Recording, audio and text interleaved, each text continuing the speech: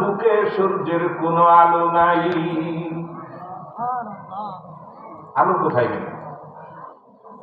সূর্যের আলো দেখা যায় না দুটি কারণ। একটা কারণ হলো অতিরিক্ত যদি ঘন কুয়াশা থাকে তাহলে সূর্যের আলো দেখা যায় না।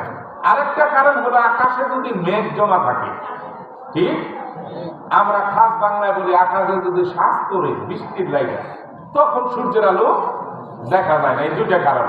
এই কারণ দুটি যদি না থাকে তাহলে সূর্য ওঠার সাথে সাথে একটা মিনিটের ভিতর তামাম দুনিয়াতে কিরণ চলে আসে, ঠিক? নবীজি তাকায় দেখলেন কুয়াশাও নাই, আকাশে মেঘও নাই, কিন্তু সূর্যের আলো নাই।